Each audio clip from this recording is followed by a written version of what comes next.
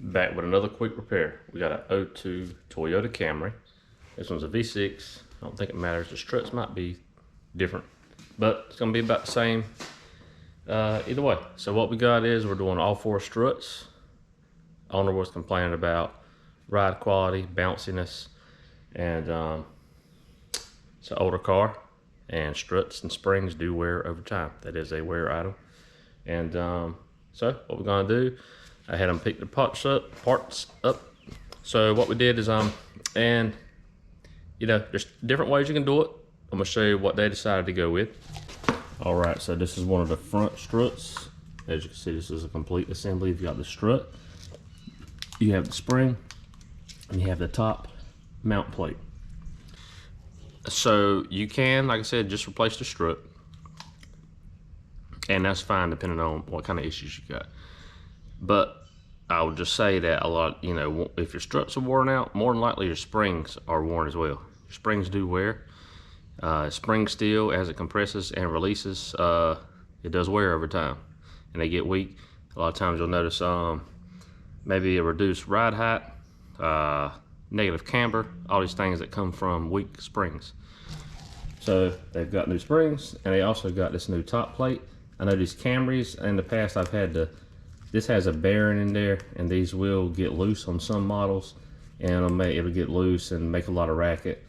And I've had to replace these before as well. So he's got these new top plates, bearing plates. So he's got a whole new assembly. So this should correct all of these existing or potential problems. So depending on your budget, and this might be an option for you, something to think about. As the person doing the work, it makes it easier for me. I just unbolt the old one, put this one in, versus if I do replace the just the strut or just the top mount, I have to disassemble the strut, which if you don't have the correct tools is dangerous and a little sketchy. But if you got the correct tools, it's not a big deal. It is more time. So anyway, so we've got the whole assemblies here, so it's not gonna be nothing more than switching parts out, and you will need to get an alignment afterwards as well. So let's get started. I'm gonna start with the front, and then just get cranking on it. All right, we got it jacked up, supported on stands. Gonna buzz the wheels off and go from there. All right, we got the wheel off, so you can see our strut mounts 2 bolts, through bolts and nuts. This ABS wire just kind of clips on. We got one, it's like maybe a 12mm holding the brake. Looks like it's holding both the brake and the ABS wheel speed sensor to, or the brake cable and the sensor wire to the strut. So we need to get that off first, get this clip off, get those out of the way. And we will need to loosen our sway bar end link from the strut as well. And you notice you got a nut, and you've got an Allen here. A lot of times they just like to spin, so you have to put an Allen there to get that loose. So then we'll do our 2 bolts here, 3 nuts on the top. So after that, the strut will be loose, and it should be able to drop out. The only thing we'll need to, and hopefully we'll be able to apply some pressure here to the spindle assembly to get get all this to drop down a little bit. I would say the main thing, after you take the strut loose, the spindle will be able to tilt in and out. Make sure you don't want to really tilt it out much, because you don't want to the joint inside the CV axle to come loose. If you do, sometimes it'll slip back in there. Sometimes it's a pain, and anyway, you don't want to do that if you don't have to. So just be mindful of that. We'll go ahead and start getting this stuff took apart, and then we'll get it pulled out, and hopefully it'll come right out, no issues. And then we'll get a new one slapped in. Then we can move on to the rear.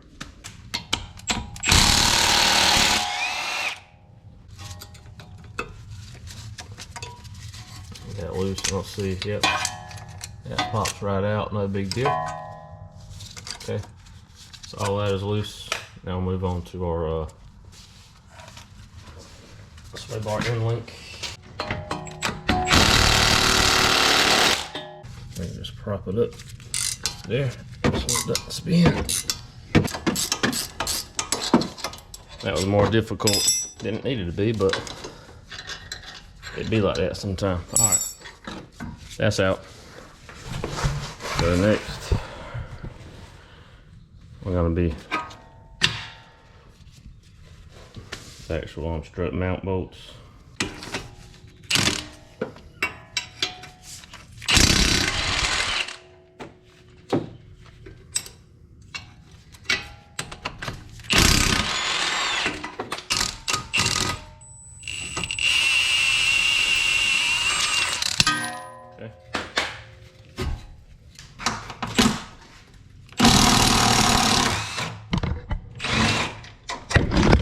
Oh, you fell on me.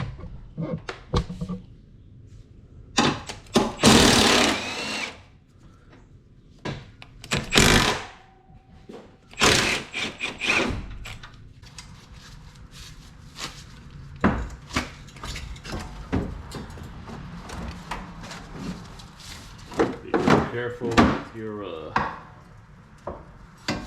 ABS wire and your brake hose. And the axle. So here's our new strut compared to our old one. So I do a visual, make sure everything looks the same. These do. Came with 3 new nuts for the top bolts, top studs. The instructions also has your torque specs. And the main thing we're looking at is upper mounting bolts and our lower mounting bolts. Lowers are 188 foot-pounds, uppers 20 foot-pounds. So I do recommend torque, especially with suspension, guys. Suspension, steering, wheels, brakes, torque, everything to spec. Okay, don't want any problems.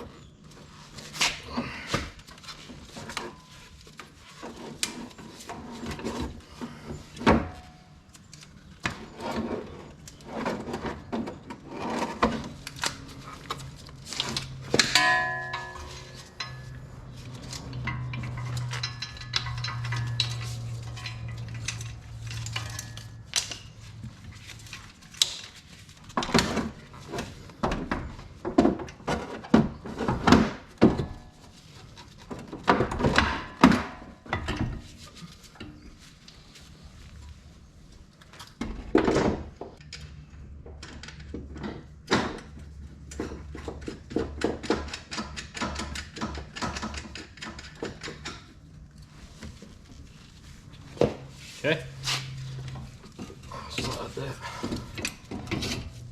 all this together. What I'm gonna do right here is just to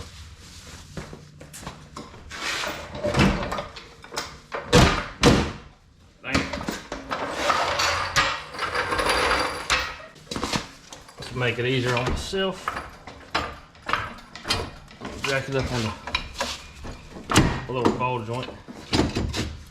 Hold that spindle up while I put the bolts in.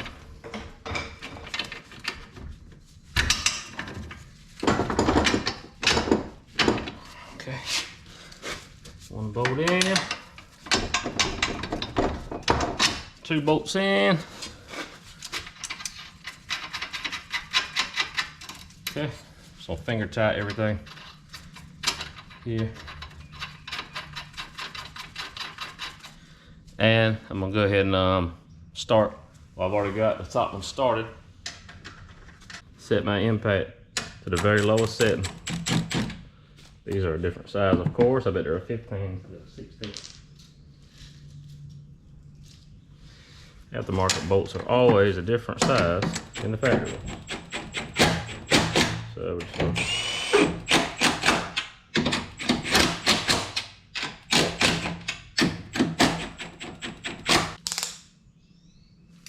okay, torque wrench set at 20.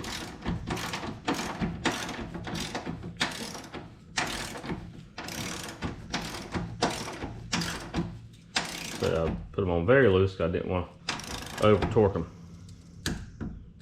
on our, do our final torque with our torque wrench. Okay. Let's just double check. Okay. Let's snug these up. First.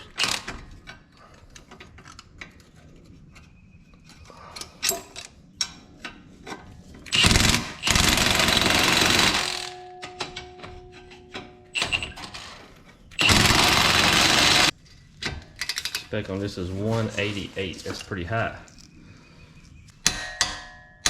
Okay. Okay. All right. Next step. Sway bar end link.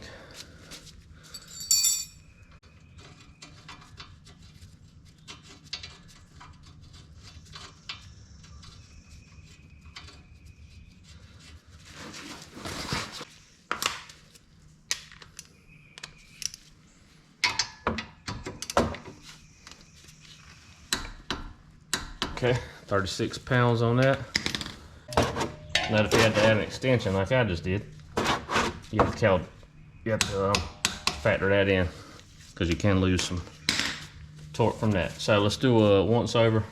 So mount bolts are torque, tie rods torque, sway bar end links torque, brake hose torque, upper mounts are torque. So that's it on the front. Very straightforward and simple.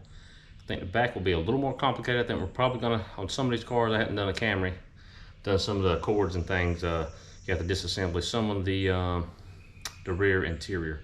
So we'll get to that. I'm gonna do the other side off camera, then we'll move to the back, and then we'll get her all finished up. Moving on to the back, I got ahead of myself, guys, and forgot to start recording, but hadn't gotten too far on it. But basically, doing the back, you do have to remove some of the interior, so I'll get you caught up to speed on that. So we had to take the seat, the bottom seat cushion out, and basically we already got it out. All you need to do while it's in the car, run your hand under the front here and just where this piece is, and just give it a real hard tug on both sides, and it'll pop right out, slide out. Then there's a piece that goes here, the seat side. There's a 10 or 12 millimeter bolt holding in here, and then that piece slides up because it's got like a hook on it going down in here. It slides up and out. Those are the pieces that are right there. I took out this side piece because I need to take that out first to take this piece out. But now that I'm looking at it, I don't even know if that was necessary, because I actually think we didn't even need to, because now I think you can just lift that up and get to your mounting bolts without this being up, because that doesn't really hinder anything. The seat belt is more in the way, but so yeah, you can put a wrench on that. It should be able to get those out without taking this top piece out. But all I had to do, I took these clips out. This had one bolt, these side panels had one bolt, and just clipped in, pulled those out. This had a few clips on the bottom. I loosened those, popped it up. A few clips here, popped it up. If you do decide you want to take that out, like I said, I don't think it's necessary. But anyway, moving on. All right, I'm gonna jack it up, get it on jack stands, and we'll start getting it tore down. Oh, so now we can see some really good evidence of this failed shock. See all this oil everywhere? That's hydraulic oil from the shock. It's a good indicator that your strut assembly is bad. So again, brake bolt and ABS sensor wire, both of those bolt to the strut. Sway bar end link, 2 bolts from the strut to the spindle assembly. Then we got the 3 up inside the body. So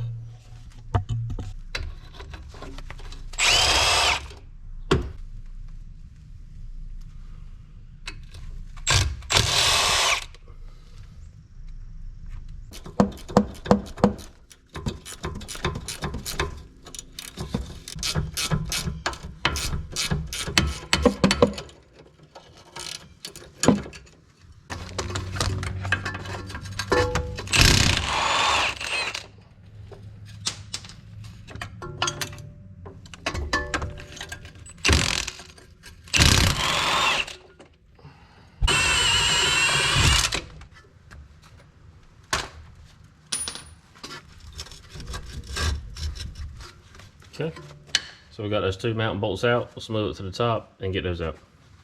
So there's the 3 bolts there. They look like they're probably 12s or 14s. I'm gonna pull those out. You won't be able to see it from the angle, but I'm gonna pull those out and we should be able to pull the strut assembly straight out.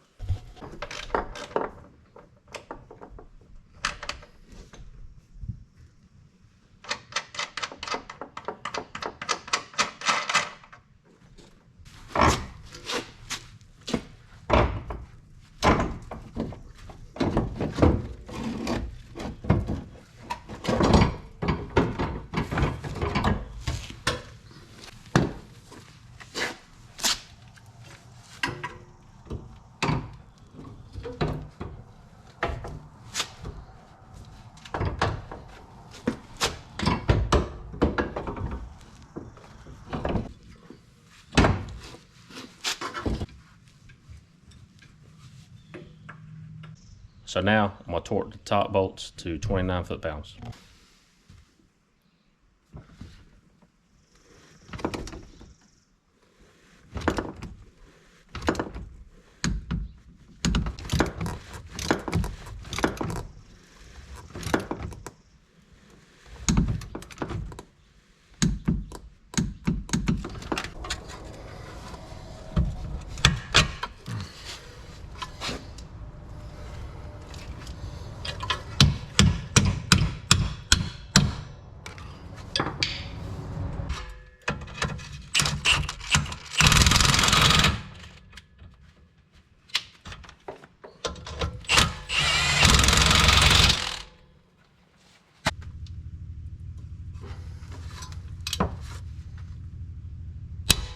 Okay.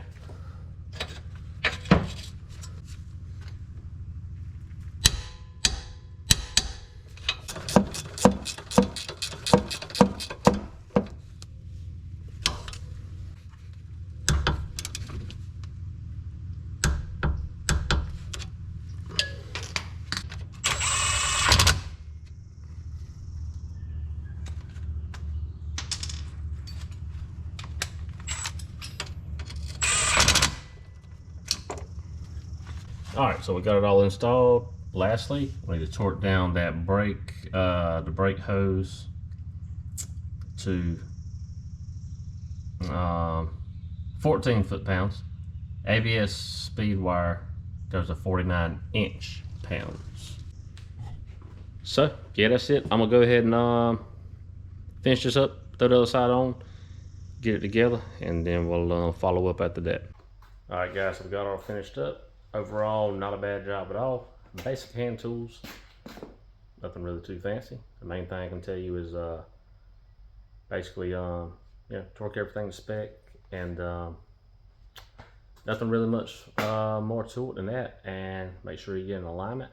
I'm gonna drive this thing around for a little bit to try and let the suspension settle just a little bit. Then we'll go get in alignment, and then I would recommend probably within the next 6 months to a year, probably get another alignment, because this stuff is going to settle even more. And so you want to make sure that your alignment be squared away, and that way you're not wearing your tires out and all that stuff. So anyway, if you got any more questions on this one or in just general stuff, let me know, and then I'll make sure to get back to you, and we'll see you on the next one. Appreciate it.